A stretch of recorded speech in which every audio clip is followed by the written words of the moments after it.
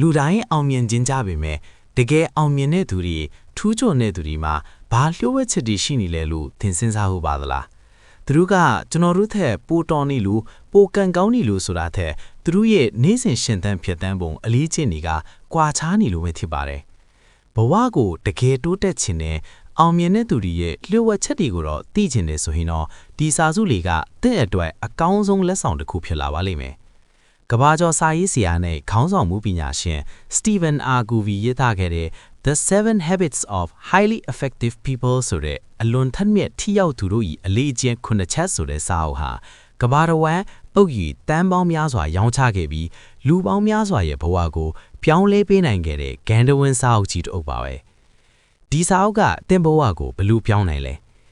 ဒီစာအုပ်ကတင့်ကိုနေချင်းညချင်းချမ်းသာသွားစေမယ့်မော်စေးတစ်ခွက်မဆိုပါဘူးဒါပေမဲ့တင့်ရဲ့စဉ်းစားပုံတွေးခေါ်ပုံ mindset တို့အခြေခံကစပြီးဖြောင်းလဲပေးပါလိမ့်မယ်။အောင်မြင်မှုဆိုတာကံတရားတသက်မဟုတ်ပဲနေ့စဉ်ကျင့်သုံးနေတဲ့အလေးအကျင့်ဒီပေါ်မှာပဲမူတည်တဲ့ဆိုတာကိုလက်တွေ့ကြကြလမ်းညွှန်ပေးထားပါတယ်။ကဲစာအုပ်ဖတ်ဖို့အချိန်မရတဲ့သူတွေအတွက်ဒီစာအုပ်ရဲ့အနှစ်သာရအလေးအကျင့်9ခုကိုအသေးစိတ်ပြန်လည်မျှဝေပေးလိုက်ပါတယ်။စာရေးဆရာကဒီအလေးအကျင့်9ခုကိုအပိုင်း3ပိုင်းခွဲခြားပြထားပါတယ်။တစ်ကကိုအရင်အောင်နိုင်ခြင်း private victory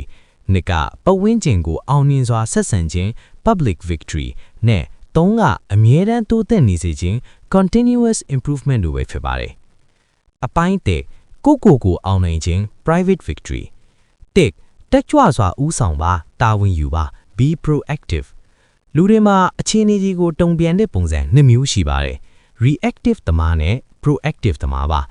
reactive သမားကပြင်ပအခြေအနေတွေဖြစ်တဲ့ရာသီဥတုသူတစ်ပါးရဲ့အပြောအဆိုတိုင်းပြည်စီးပွားရေးစတာတွေကိုအမြဲအပြစ်တင်တတ်ကြပါတယ် proactive သမားကတော့ကိုမထင်းချုံနိုင်တဲ့အရာတွေအတွက်အချင်းကုန်မခံပဲကိုလုံနိုင်တဲ့အရာဥပမာကိုယ့်ရဲ့ကြိုးစားမှုကိုယ့်ရဲ့တုံ့ပြန်ပုံစတာကိုပဲအာရုံစိုက်ပါတယ်ဥပမာလုပ်ငန်းခွင်မှာအထက်လူကြီးကစူလိုက်တဲ့အခါငါ့ကိုဆိုအမြဲတမ်းအပြစ်ရှာလဲလို့ထိုင်ကြီးနေတာက reactive ပါငါဘက်ကဘာတွေလိုအပ်သွားလဲနောက်တစ်ခါအဆူမခံရအောင်ဘလို့ကြိုတင်ပြင်ဆင်ရမလဲလို့တွေးပြီးအလုပ်ကိုပူတေချအောင်လုပ်တာက proactive ဖြစ်ပါတယ်ဘဝရဲ့စတိယာရင်ကိုကိုယ်တိုင်ကင်တွယ်လိုက်တာပါပဲ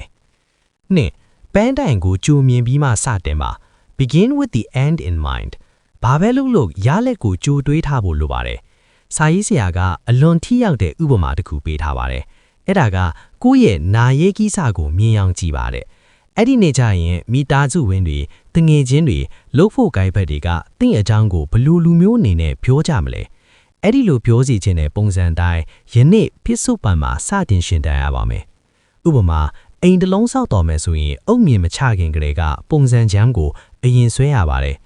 ကိုဘဝအတွက်လဲငါဘလို့သွားချင်တာလဲဆိုတဲ့ပုံချမ်းရှိမှသာနေစဉ်သွားနေတဲ့လမ်းကြောင်းမှန်ကန်မှာဖြစ်ပါတယ်ဥတီချက်မရှိရင်လေလွင့်နေတဲ့လွင်းတစီလိုထစ်နေပါလိမ့်မယ်3အရေးကြီးဆုံးအရာတွေကိုဦးစားပေးပါ put first things first အချိန်ကိုစီမံတာထက်ကိုယ့်ရဲ့လုပ်ရက်တွေကိုစီမံတာပါလူအများစုကအရေးပေါ်ကိစ္စတွေနောက်ကိုလိုက်ရင်နဲ့အချိန်ကုန်တတ်ကြပါတယ်အောင်မြင်တဲ့သူတွေကတော့အရေးမပေါ်ပေမဲ့အရေးကြီးတဲ့ကိစ္စတွေကိုအချိန်ပေးလှုပ်ဆောင်ကြပါတယ်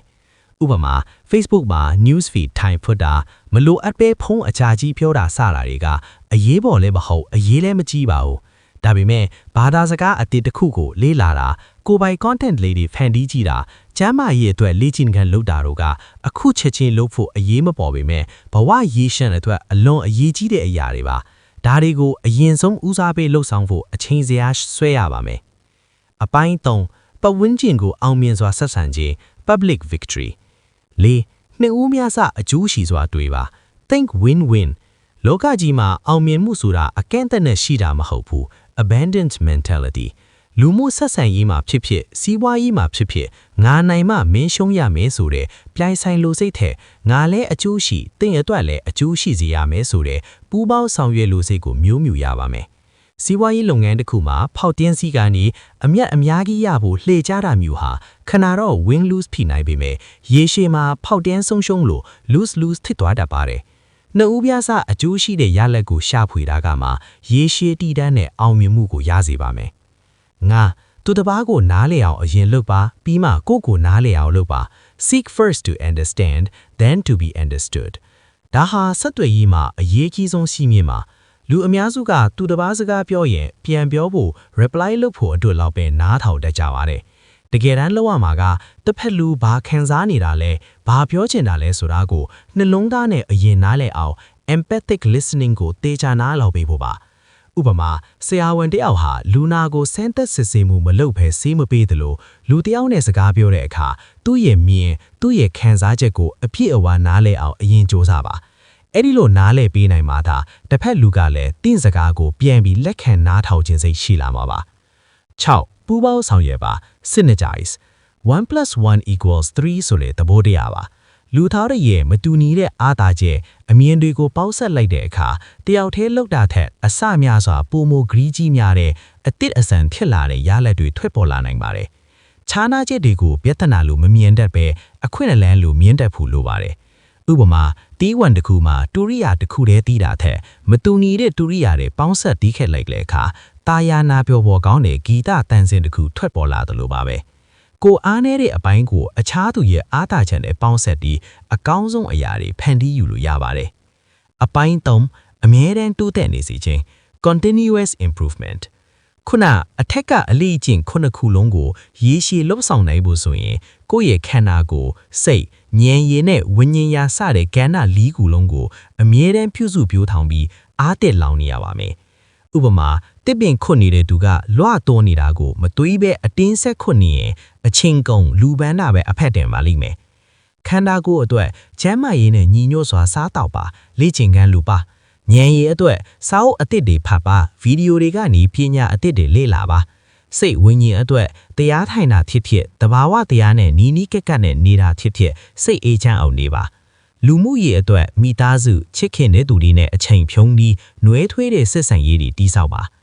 ဒီအလေးချင်းခုနှစ်ခုထဲမှာကျွန်တော်ဘဝအတွက်တကယ်ကိုမျက်စိပွင့်သွားစေတာကတော့နံပါတ်3ဖြစ်တဲ့အရေးကြီးဆုံးအရာတွေကိုဦးစားပေးပါဆိုတဲ့အချက်လေးပါပဲအရင်တုန်းကဆိုတနေ့အလုပ်တွေအများကြီးရှိတယ်လို့ထင်ခဲ့ပေမဲ့တကယ်တမ်းပြန်ဆန်းစစ်ကြည့်တော့အရေးမပါတဲ့ကိစ္စတွေ social media ပေါ်မှာအချိန်ဖြုံးတာတွေနဲ့ပဲအချိန်တွေကုန်နေခဲ့တာပါကိုယ်တိုင်ဗီဒီယိုဖန်တီးတာစာတွေရေးတာစီးပွားရေးအကြောင်းတွေလေ့လာတာစတဲ့ဘဝအတွက်တကယ်အရေးကြီးတဲ့ရေရှည်ရင်းနှီးမုံလင်းမှုတွေအတွက်အချိန်မပေးဖေထဲပါဘူးဒီစာအုပ်ဖက်ပြီးနောက်ပိုင်းမှာတော့ကိုယ့်ရဲ့နေ့စဉ်အချိန်စရာပါဘာတွေကတကယ်အရေးကြီးလဲဆိုတာကိုတေချာချရည်ပြီးအဲ့ဒီအရာတွေကိုအရင်ဆုံးပြီးအောင်လုပ်တဲ့အကျင့်လေးလုပ်လာနိုင်ခဲ့ပါတယ်ဒီလိုလေးပြောင်းလဲလိုက်တာနဲ့တင်စိတ်ဖိစီးမှုတွေအများကြီးရောကျသွားပြီးနေ့စဉ်ဘဝမှာအတိတ်ပဲရှိဖြတ်တန်းနေရတဲ့ဆိုတဲ့ခံစားချက်မျိုးကိုရရှိလာခဲ့ပါတယ်ဒီစာအုပ်ကြီးတအုပ်လုံးကိုခြုံလုံပြီးပြောရရင်တင့်ကိုပေးချင်တဲ့အဓိကသတင်းစကားကတော့ပြင်ပကဘာကြီးကိုမပြောင်းလဲခင်မှာကိုယ့်ရဲ့အတွင်းစိတ်ကဘာကိုအရင်ဆုံးပြောင်းလဲရမယ်ဆိုတဲ့ inside out approach ဆိုတာပါပဲအောင်ငင်မှုပျော်ရွှင်မှုဆိုတာတွေဟာပြင်ပကနေရှာဖွေရမယ့်အရာတွေမဟုတ်ပဲကိုယ်တိုင်ရဲ့ရွေးချယ်မှုကိုယ်တိုင်ရဲ့နေ့စဉ်အလေးအကျင့်တွေကနေစတင်တည်ဆောက်ရမယ့်အရာတွေပါပဲဒီအလေးအကျင့်ဖုန်းတစ်ခုကိုတည်သွားပြီဆိုရင်တခါတည်းအားလုံးကိုချက်ချင်းပြောင်းလဲပစ်ဖို့မလိုပါဘူးဒီနေ့ကစပြီးနံပါတ်1ဖြစ်တဲ့ကိုယ့်ဘဝကိုကိုယ်တိုင်တာဝန်ယူမယ်ဆိုတဲ့စိတ်ထိုက်လေးကိုစတင်မျိုးကြီးပါအဲ့ဒီကနေတဆင့်ကြံတဲ့အလေးအကျင့်ကောင်းတွေကိုတဖြည်းဖြည်းပြူးထောင်သွားပါတင်ကိုယ်တိုင်းတောင်တတိမထားမိလိုက်ခင်မှာပဲတင့်ရဲ့မနှက်ဖြန်တွေကလုံးဝမတူညီတဲ့ပုံမတောင့်ပတဲ့အောင်ငင်မှုတွေစီကိုအလိုလိုရောက်ရှိနေပါလိမ့်မယ်